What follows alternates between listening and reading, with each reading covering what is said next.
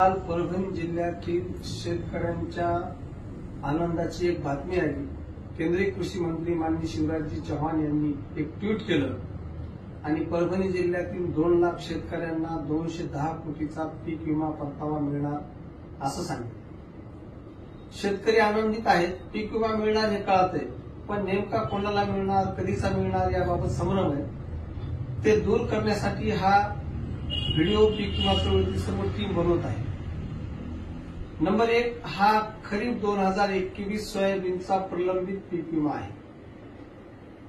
हा पीक विमा परभणी जिल्ह्यातील 52 पैकी 37 महसूल मंडळातल्या शेतकऱ्यांनाच मिळणार आहे। याचा एक मोठा इतिहास आणि संघर्ष आहे। 2021 मध्ये आपण सर्वांनी सोयाबीन पेरलं, मोठ्या प्रमाणात पाऊस झाला। पाऊस झाल्यानंतर आपण तक्रारी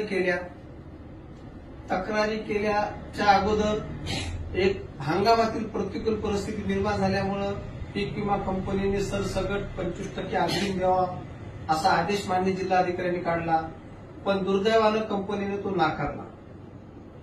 त्यानंतर ज्या वैयक्तिक तक्रारी केल्या होत्या शेतकऱ्यांनी, मग त्या कदाचित पीक उभा असताना केल्या होत्या, काही तक्रारी पीक कापल्यानंतर केल्या होत्या।